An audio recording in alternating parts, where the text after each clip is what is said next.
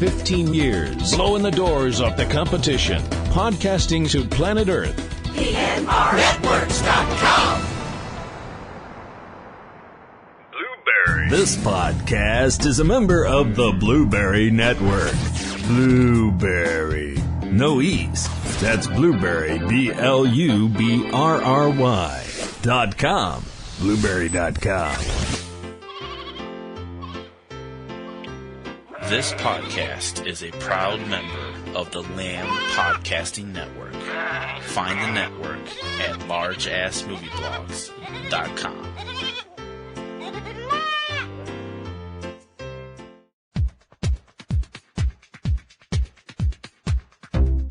Connecting to server. Connection confirmed. Connecting to website. Connection confirmed.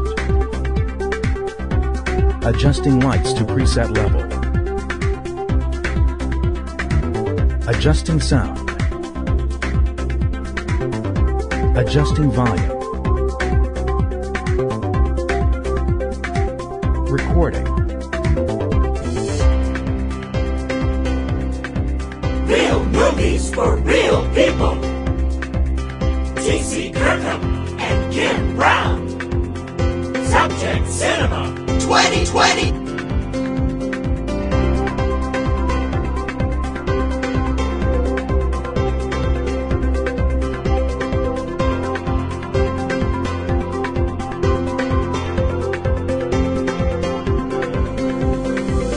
Hey, wow, everybody. Hi. Guess who's back? Yeah. Wow.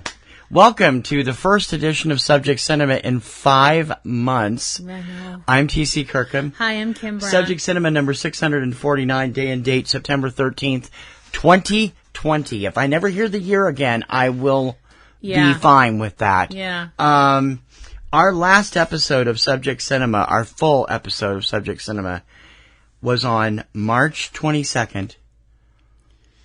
We did a quick we did a quick update on April 20th, and then we did 22 episodes of cinematic captive audience theater, which are still out there. If you'd which like to ended take a look on July 31st. We just the August was too hot up here that we didn't do a lot of stuff at all. So we've been away for over a month in general, and over 5 months of the main show. And, still ain't no change. No. We're gonna call this the Subject Cinema's Cinematic Pandemic episode. Yeah. We just decided to come back and touch base with everybody and let you know what we've been up to. We want to know what you've been up to. Let us know how you're surviving the pandemic. Drop us a line. We want to know that you're okay. We want to know that you're okay. We want to know how you're surviving, whether it has touched you personally or professionally. And drop us a line. Use my regular address, Popcorn and Roses, popcorn letter and roses at yahoo.com. So we can talk about it on our next show, which won't be until October. We're going to do one full Subject Cinema a month for the rest of the year. September, October, November, December. Now, obviously, last weekend would have normally been our Rising Stars honors. Right. We're not doing them this year. We will do something after. We might work them in at the end of the year. I don't know. We're obviously not doing a fall preview either because there wasn't one. Let's talk about that. The summers, the theaters have been closed for the most part all summer. I'm going to have to turn the fan back on. I turned it off for a while, but it's getting a little warm already, so you'll have to deal with the fan sound. The theaters have started to slowly reopen, the chains at least. Yeah. Some of the indie theaters, at least in the Boston area. Some of the indie theaters that haven't opened yet are using really innovative ways to keep themselves relevant. We'll get into that in a minute. They're doing a lot of digital stuff, which we'll talk about. But right now, the major chains have opened again, mostly for very limited showings. Yep. Limited audiences. It's all depending on the local areas. Seatings we're just going by Massachusetts and our area where you are. I've checked around the country. It's still pretty average like no more than 50% capacity, right? And you know, much between, here it's 10% capacity, I think. Seating between people and stuff. I know in Europe it's even less. Yeah, they opened in big way because Christopher Nolan was being obstinate and demanded Tenet come out in theaters. Didn't want to wait anymore, so they finally got it out last weekend. It earned $100 million, but 70% of that was overseas, where the theaters are more open. Yeah. And it got great reviews for the most part. Some people said it was very confusing. But now... I'm sorry, I saw the trailer and I was like, what the... Because Tenet has confused so many people, and once again, Nolan is being accused of deliberately mixing, and he's admitted to deliberately mixing the sound so you can't hear half the dialogue, which is what he did in Dark Knight Rises that made me absolutely crazy. And I vowed not to go see any more of his films until he stopped doing that. There's a lot of people having fits about it. Mm-hmm. They're pushing back everything now. Yeah. Until last week, Wonder Woman was still scheduled for mid-October, Dune for mid-December, maybe Black Widow in mid-December. Those are no longer scheduled. Well, Wonder Woman has been officially bumped to Christmas now. Right. And I wouldn't be surprised to see it bumped back further than that. Me neither. Dune is still scheduled for December 15th, but the first trailer just hit. And so I honestly think it's going to get bumped to next year. And nothing about Black Widow or any of the Marvel movies until recently. And of course, more recently we were hit with the sudden and shocking passing of Chadwick Boseman, I think most who people, threw the Marvel universe and whose death has thrown the Marvel universe into disarray. Most people are still reeling from that. News, he was actually battling colon cancer the entire time he was playing T'Challa. Yeah. Including his first appearance in Civil War. So, I mean, the man was a rock. The man was a hero. He was a real-life superhero. We'll talk more about that maybe if we get a chance. So right now, the plan is push Tenet until Wonder Woman comes out. And there are smaller movies opening at theaters, at drive-ins. Some drive-ins are open. I mean, the drive-ins have been the saving grace of the industry this summer. Right.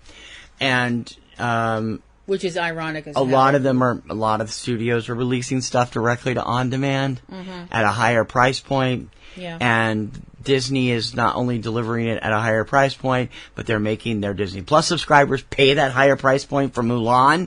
Not surprisingly, it has fallen flat on its face. Besides the people who were which furious. You deserve to. I'm sorry. I refuse to pay an extra $29.99 above and beyond the price of Disney Plus to watch Mulan. I will watch it in 3 months when it goes live for everybody on Disney Plus. Besides the people that were furious when Mulan was coming, they announced they were going to do a live action version of Mulan, and then it was like, what do you mean it's not going to have musical numbers? What do you mean Mushu's not in it? And you had all these people flipping their crap. It's a more realistic version. Well, so was Beauty and the Beast realistic live action wise, but they still had all of the. But that was part of the mythos, whereas Mulan's could be removed without destroying part of the mythos. That is true, but I mean, people still scream their heads off about it. Semantics later. Did anyone else out there pay the $29.99 or $19.99 or whatever it was Disney Plus wanted for the extra to watch Mulan? Because I hope not. I hope not. And word is they're going to do the same thing with Black Widow. We'll see. I don't think that's going to happen because Mulan did well, but nowhere near as well as what Disney projected. It was like 60% under expectations. Right. Because people are infuriated they have to pay for it twice. Because people can barely afford that when people were working. Right. Right now, in case Disney hadn't noticed, a lot of people have been furloughed. A lot of people have lost their jobs. They don't have money to not throw away, but they don't have that extra money. They don't have entertainment budgets, right. Right. A lot of the movies that people have been anticipated have come out to on-demand at a higher price point, mostly $20. There was Scoob, the animated reboot of the Scooby-Doo franchise. Great reviews for that film. Yeah, I know. Did very well. Yeah. Bill and Ted Face the Music came out the last weekend in August at $19.99. Has done very well. Again, stellar reviews for that compared to the earlier films. Right. I have not paid the higher price point for these. I just don't want to fix it into our budget. We have not been to the theater. No. Since we went the week the COVID stuff was just starting to break. We went to the Coolidge to see the Cat Festival. Yeah. And that was the last time we've set foot in a theater. Yep. And it will be the last time we set foot in a theater until they come up with a vaccine. Yep. So it's like, okay, we do want to try and catch up on some of the movies that are coming out on demand at regular price points. This past weekend, the Helen Reddy biopic, I Am Woman, starring Tilda Cobham Hervey as Helen, Evan Peters as her husband, Jeff Wald, hit on demand. I got great notices at Toronto last year. It's got kind of on the IMDb. The last time I looked. I'm a big Helen Reddy fan. I grew up with her music, so I'm anxious to see it. But it's really, at the $6.99 price point, which is fine. It's really awful, but the first thing I can remember ever really knowing about Helen Reddy, please don't kill me, was seeing her in Pete's Dragon. Yeah, she had done some acting. It never occurred to me because tried to do some acting. Ouch. Accurate, but ouch. She's not the best actress in the world. She's not terrible, but she's not the best. As an it's actress, not like Birdemic acting. As an actress, she's a lovely singer. But, yeah. But, see, that was the thing. When I was young and dumb, it didn't occur to me that this lady in this movie was the same lady that I heard on the radio singing things like You and Me Against the World and I Am Woman. I don't ever remember hearing Angie Baby. Never heard that. That needs to be made into a movie. No, we know that. We've already approached our buddy Theo Taplitz about doing a short based on that. Yeah. So we'll see.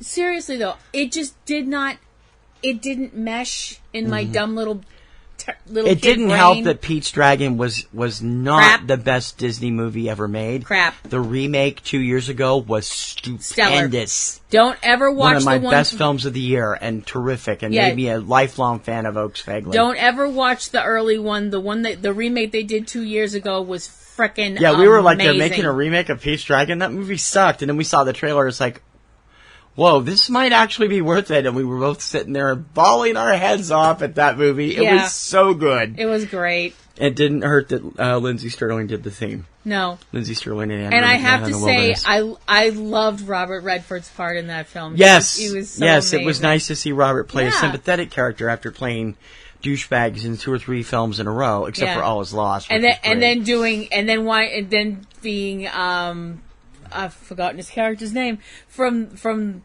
Captain America: Civil War. As I said, he did that later. He did that before Pete's Dragon. Yeah. So and earning the enmity of fangirls in perpetuity. I can't remember his last name. I can't think of it either. It's something. I can't think of it. That's terrible.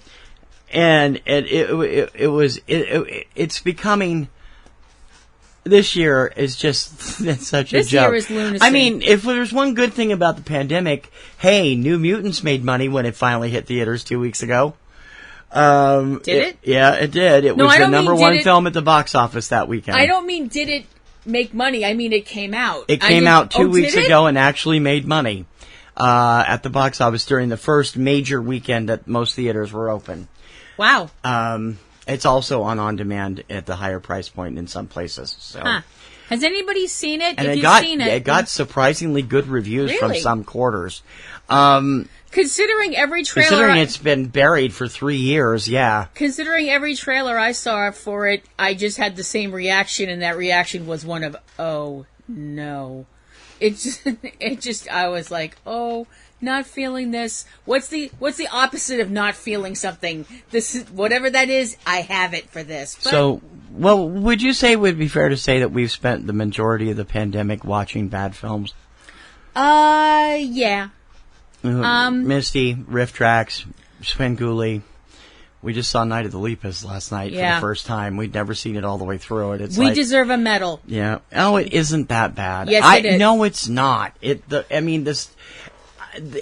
is nowhere near the the level of Birdemic. Oh, well, no. It's no worse than that giant spider invasion. And that was pretty bad. The one with, that's the one with Barbara Hale. Yeah. I just wanted to make sure I had the right one. Well, yeah, but hold up. Wait a minute. Not for nothing. We're just going to get into it. Since this is our show and we can pretty much do what we like. We're just kind of trying to mellow out our year here, so. And in between all of the stuff that you're all hearing on the news and stuff like that, where it's all death, misery, disease, blah, blah, blah. Politics, we're just going to be out here, in our clown shoes and red noses going honk, honk, and clown stuff like shoes? That, You didn't tell me we were supposed to wear clown shoes. I figured you'd wear what you usually wear. That would work. My bare feet? Anyway, thanks to Svengoolie, we got to watch Night of the Lepus. Now, for those of you who, we've talked about Night of the Lepus before this show. There are certain films that you always wish you could have been there the first night they premiered. For me, there are two films that I always think of that I always like, I wish I could invent a time machine just for movies and go back and be in the theater the first night this came out. I would have loved to have been in a theater facing the audience the first airing of Psycho. Yeah. For the shower scene and the scene at the end. Which they showed bits and pieces of in Hitchcock, Yeah. And I would also have loved to have been in the audience the first night that Jaws came out, when Brody's chumming the water, and the first time we actually see Brucey in all of his glory, the scene that actually leads into "You're gonna need a bigger boat." Yeah. But boy, oh boy, I would have loved to have been in the audience drive-in theater, wherever place they ran Night of the Lepus, because that nobody knew what the hell a lepus was until the first 5 minutes. That was the whole point. Yeah. Because what was in the trailer? No, it isn't. It is not in the trailer. The only thing in the trailer is, there's eyes in the darkness and blah. Oh, they never that's right. show, for once. Or never mention the word rabbit. Yeah, for once, the trailer doesn't give it away. That lepus is the Latin word for rabbit. And I would have loved to have been in the audience when that penny dropped and everybody realized they were in a movie, they were going to be watching a movie about man-eating giant killer rabbits. Oh my gosh, that must have been hilarious. Just watching people be like, you have to be effing kidding me. Well, it would have been worse. How? If you were if you went to see God Monster of Indian Flats. Oh. Just saying. I don't think anybody went to see God Monster of Indian Flats. What was that thing Peter Jackson made? Black Sheep. I think people were... that movie was hideous. I think people were exposed to God Monster of Indian Flats. I don't think anybody watched it on purpose. I mean, Black Sheep is killer eating... We're sheep. Eating people in Australia. Peter, and if you haven't seen it... It's not worth it. Peter, we love you, but seriously, what the hell? Peter was the producer. He wasn't the director. He only produced it, but it's still... But anyway, so Night of the Lepus is... I'm sorry, I disliked this movie more than you did. And I think it's a dumb idea for a movie. And I love the movie... I love the movie's lack of special effects, because... I mean, while I'll give them credit, and I actually, the way they cut it, I could not tell there were actually a couple of actors in bunny suits. Mm-hmm. The effects are on a par of Earth versus the Spider and the size issues. Yeah. When they're shooting the bunnies. Sometimes they look giant, sometimes they look normal, sometimes they look somewhere in between. It depends on the miniature set they put together. Yeah. But it's... I'm sorry, also, shooting something running in slow motion does not make it look big. It just makes it look like it's running in slow motion. They weren't helped by having the two juveniles that were supporting characters, because neither one of them could act. Melanie Fullerton, who was on television shows and stuff up to that point, I don't remember her being that bad in other shows I'd seen her in, like To Rome with Love and Adam 12 and stuff. She was terrible in this movie. And that kid that played the son, this is the only thing he did, and that's a reason for that. He was terrible. The thing that you said If you're about out there, sir, sorry. You're the thing terrible. that you said about like how this isn't as bad as Birdemic, I'm sorry, I have to disagree with you on that. And I hate myself for doing what I'm about to do because we always mock the hell out of people that do this. But seriously, this is one of these films I'm like, I am so glad that we didn't have kids. That we don't have kids because they do use real rabbits in this film. But ketchup for blood. But they are using ketchup for blood. And no rabbits were harmed during the making of the production. Right. They have clarified that. But even so, you have rabbits covered with alleged blood. You have rabbits allegedly being electrocuted and shot and this, that, and the other thing. Yeah. Good luck explaining to your under 10-year-old why Thumper just got his head blown off. The big good thing going for Night of the Lepus, the cast gives it their all. Oh, they do. Even they though try real hard. Yeah, and you have stellar players in this thing. Stuart Whitman, Janet Leigh, Rory Calhoun, DeForest Kelley, Paul Fix. You got some real top-notch actors here. You have real actors in this. Although the one of the other big plot points here, Stuart Whitman and Janet Leigh were too old to be the mother and father of what looked to be an 8-year-old. Yeah, I guess. Tops at the most.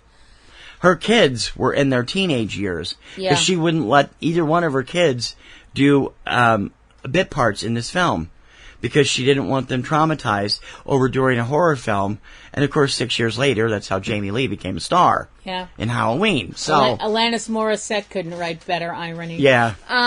It's like rain on your wedding day.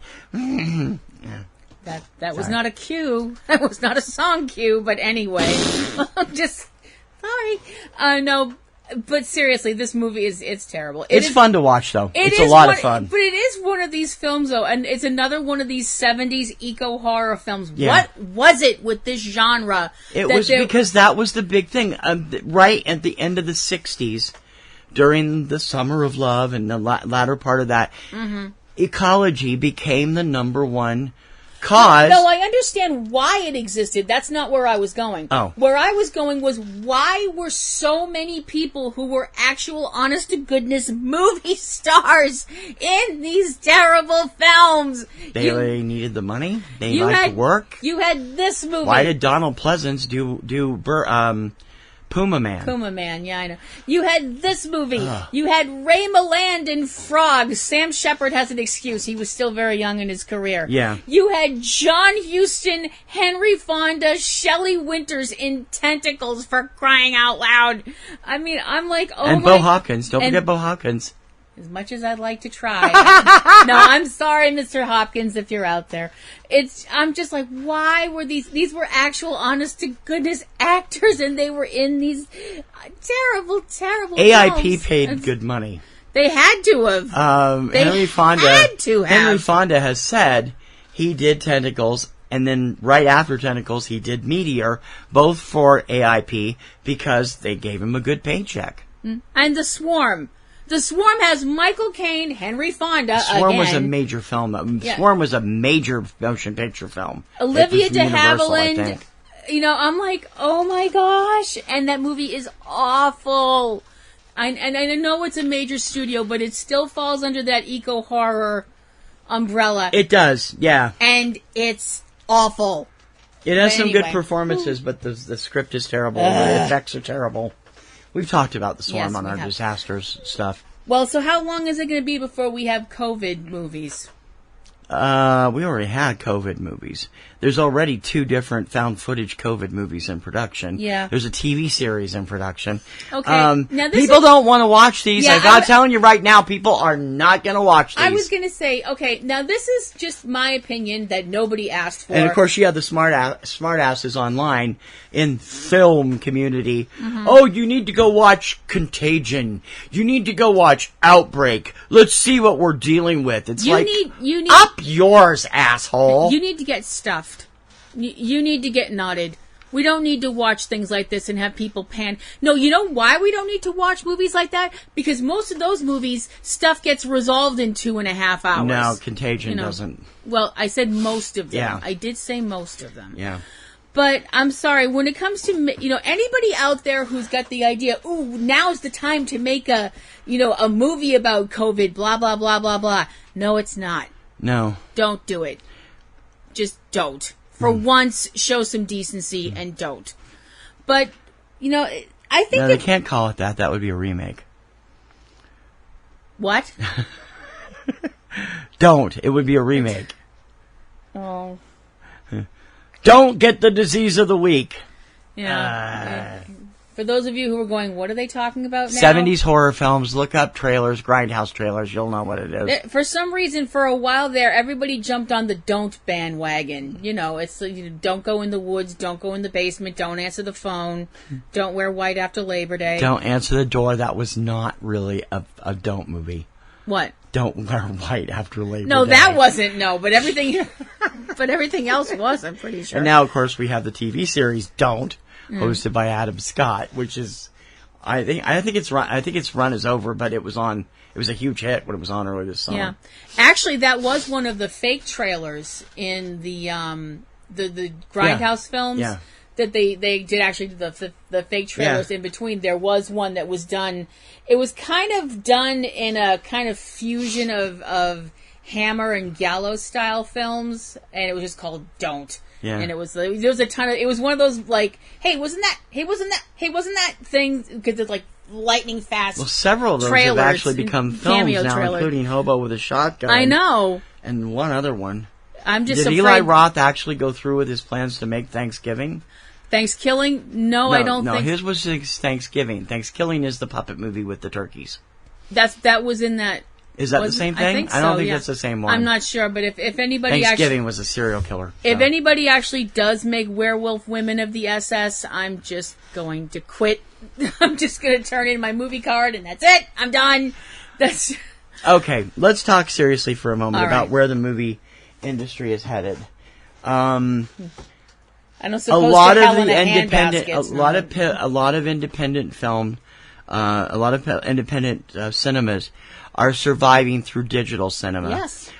Look it up on your local cinemas, and you can usually find them offering 4 or 5 films on a cinema that contribute to the cinema when they buy. There's a lot of good films out that way this summer. Yeah. There's 1, 2, or 3 I would like to watch that we still haven't got to see.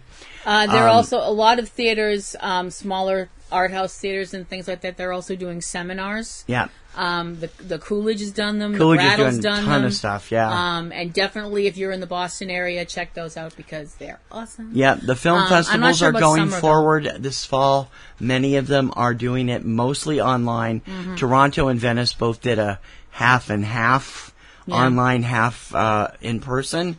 Toronto is still going on the next week. Venice ended yesterday with Nomadland taking the Golden Lion. I don't know what's going to happen with the stuff happening in Boston. We do know it has already been announced that 2 of Boston's fall festivals are going totally digital. The Boston Latino Film Festival and the Boston Asian American Film Festival are both going completely digital this year. Yep. No word on the IFFB's fall focus because they didn't get to have the original IFFB in May. So I wrote a few weeks ago. I haven't heard back from them. I imagine Brian and Nancy are probably pulling their hair out trying to do something. But so some of the festivals are coming back. Some as digital, some as half and half ones. Some of the theaters are doing Fathom Events is operating again for the first time in months with these high-end stuff that you can now get through theaters. Some of them are offered through the digital theater program. If you have a local cinema, a small independent cinema, we have a ton of them here in Boston that have not yet opened, support them by getting their digital product. Here in Boston, the Brattle, the Coolidge, the Cape Cinema in Dennis down on the Cape, Somerville Theater, Salem's, Beverly's Cabot Theater, all offering different stuff. Of course, we lost Cinema Salem. They ultimately decided to close, which is terrible. But it wasn't because of the pandemic. They had been up for sale since January. And when the pandemic hit, the 2 people that were about to buy it backed out. So it may come back. We don't know. We're being optimistic. Yeah. So the festivals are still out there. You can find a lot of them online. Yeah. The Woods Hole Festival just happened. It was all online. Some of them are doing them at drive-ins. Mm-hmm. The Martha's Vineyard Film Festival was at the drive-in. Not Martha's Vineyard. One of the festivals down on the Cape was at the Wellfleet Drive-In.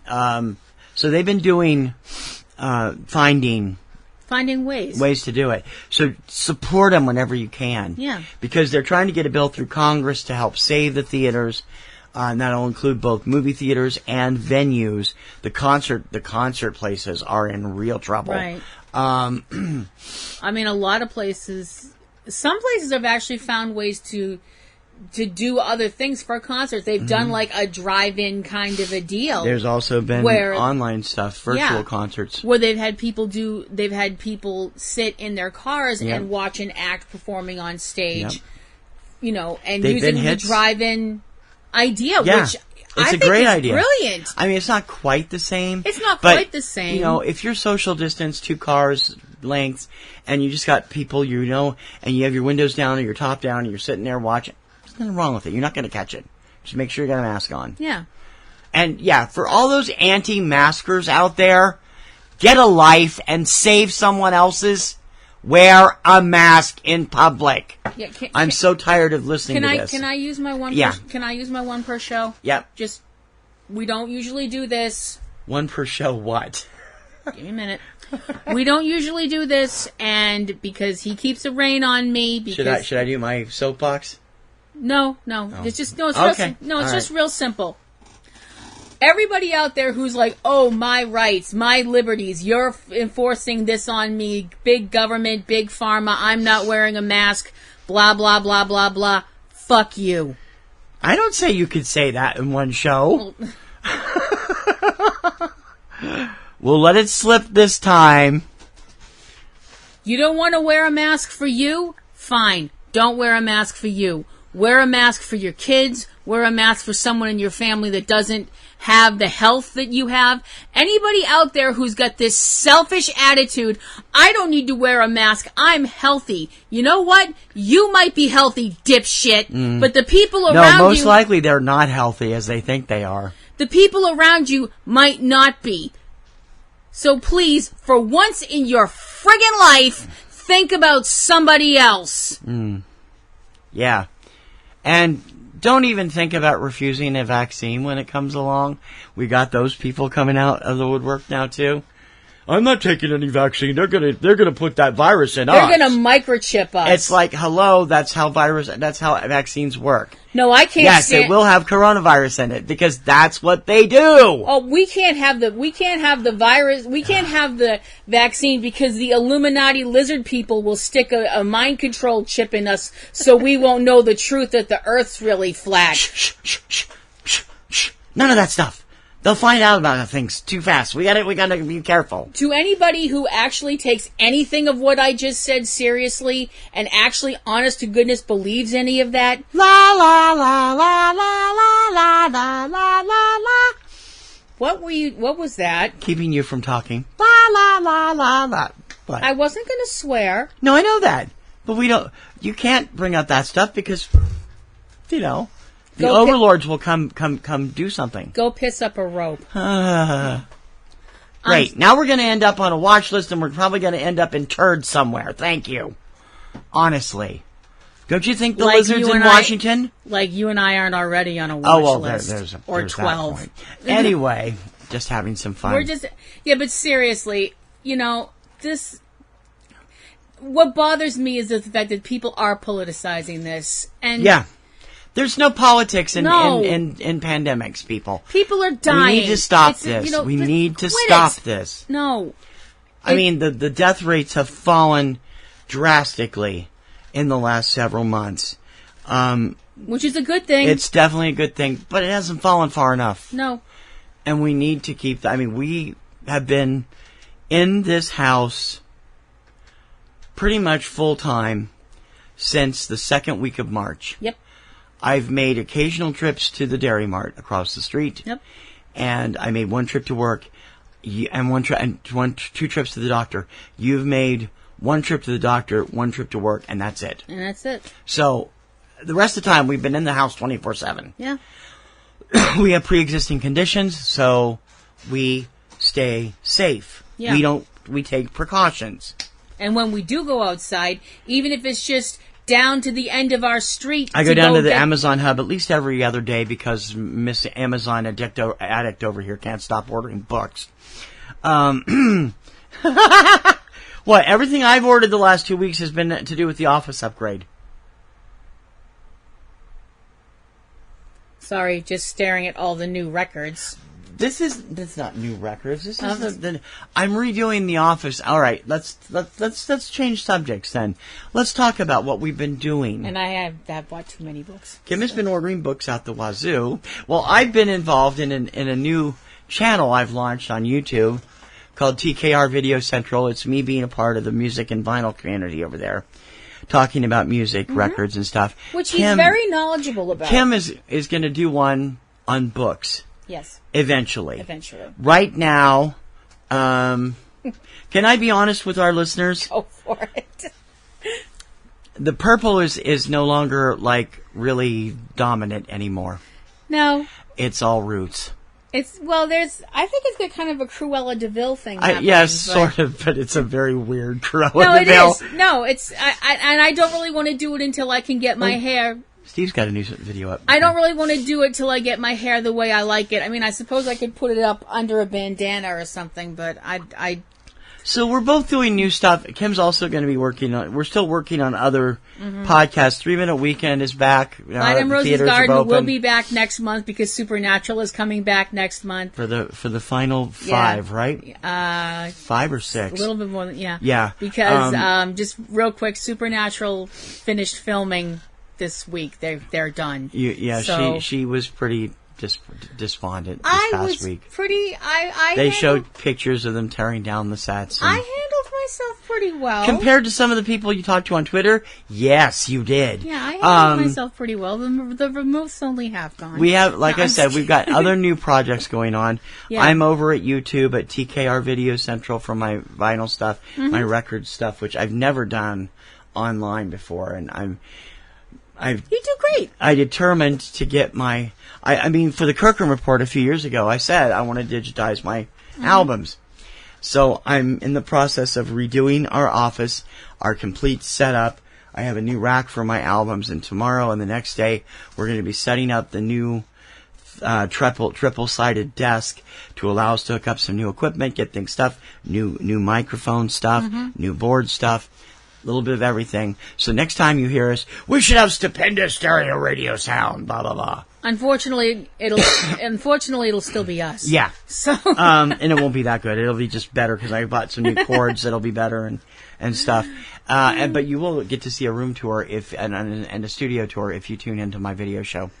Kim is working on new role play stuff. She's continuing to do Ring Around the Rosie, her wrestling show, because that's how we've killed a lot of our summer. Yeah. The wrestlers are still working. They're testing very careful, limited audiences for the indies, and still going out there and putting on some great shows. Doing some great shows and not stuff just like WWE and TNA or Impact and AEW, but Game Changer Wrestling, Beyond Wrestling, Black Label Pro, all the upper echelon indies. Yeah. And it has been a great summer for that stuff. We have found so many new wrestlers to watch because these amazing athletes, and we've had a lot of fun watching some really great Columbus shows. Day Weekend's going to be fun. Fight TV's running the Collective.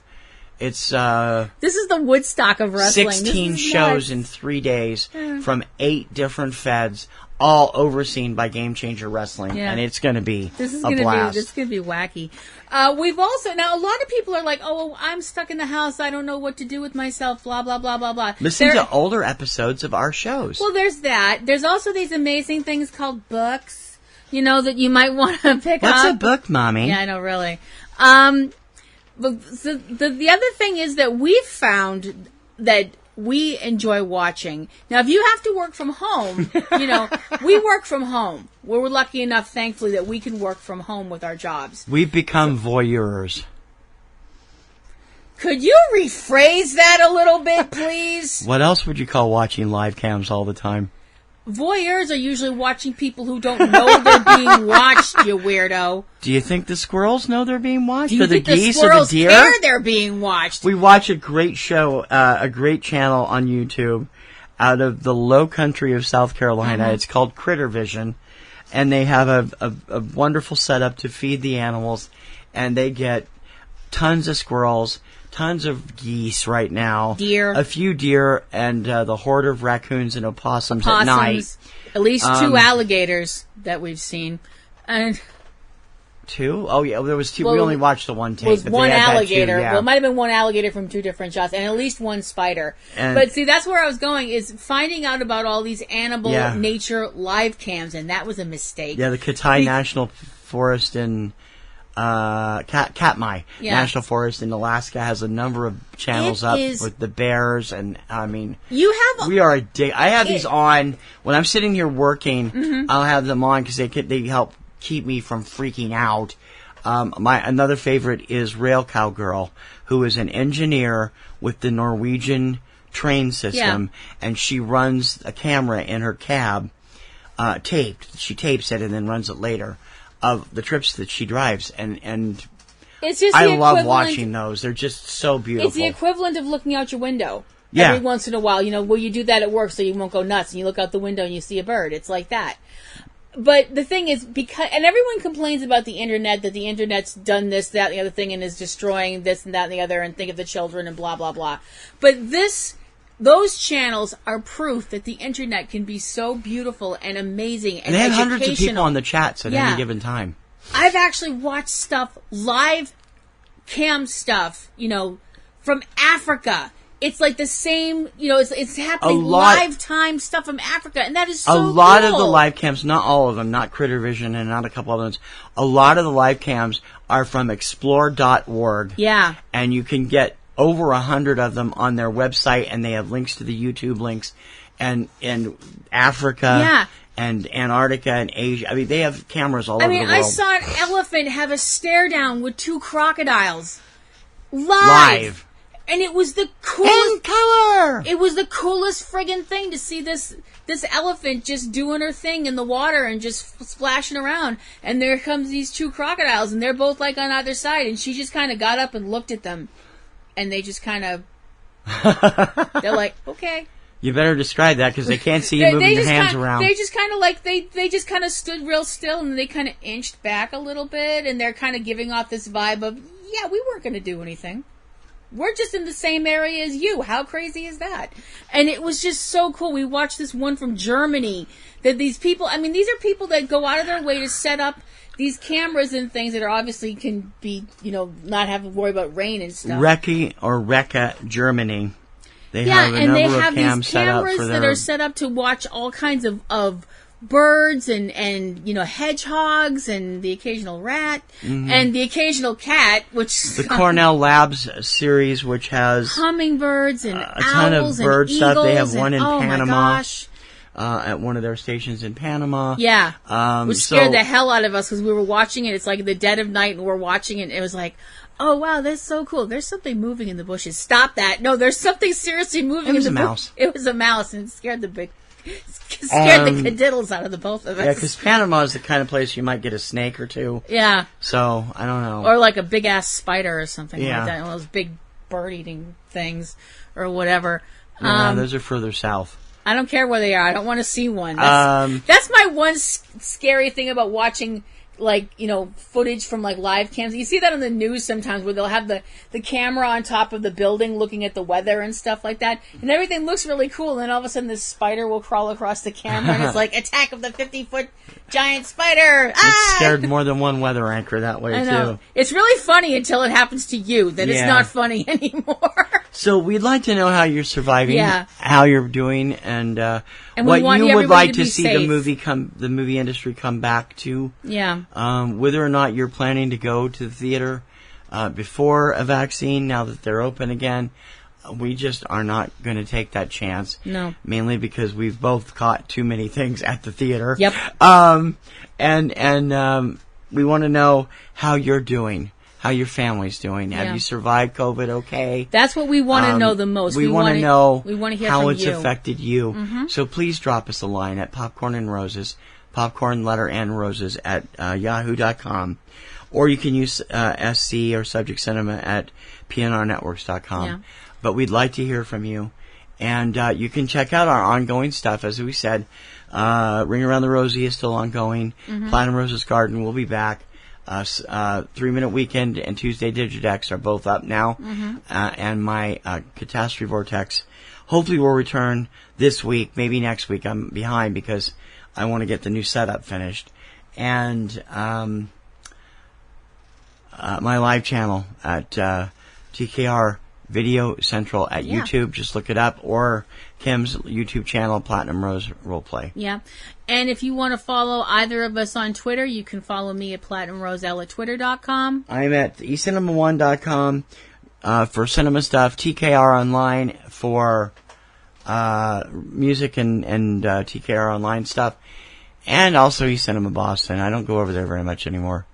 I'm getting irritated because my phone keeps defaulting to Boston. No matter what I do, I want to tweet for wrestling stuff. I do it on the eCinema 1. So default, because that's where the earthquakes happen. Ooh, I'm dying! I've been waiting to use that for weeks because you keep bringing up how your phone's defaulting, and I just haven't been able to use it. And I finally got it out there. Yay! And you know what? What? You suck. And so does 2020 so far. Dinner and a movie first. But seriously, we'll be back for a fun, please be safe. Hopefully Halloween-oriented show in October. Because Kim can't live without her Halloween stuff. Nope. We may end up doing a series for Halloween too. We'll talk about it. Yeah. In any case, we hope you'll keep listening, keep liking, keep sharing, keep passing the word. Safe. And keep safe. Stay masked. Please social distance. Use sanitizer or wash your hands regularly. Wash your hands a lot. Use sanitizer. Call your grandma. And we'll see you soon. For Subject Cinema, I'm T.C. Kirkham. I'm Kim Brown. May your popcorn always be buttered. And may your roses always be in bloom. Until it's over. Be safe. We love you. You have been listening to Subject Cinema with hosts T.C. Kirkham and Kim Brown. Subject Cinema is produced by PNR Networks, Boston, Massachusetts, which is solely responsible for its content. Subject Cinema is copyright 2020 by PNR Networks under a Creative Commons license. Check out a new episode of Subject Cinema every weekend. Until next time, this is Bob Taylor for Subject Cinema, and we'll see you at the movies. Okay, I love you. Bye-bye.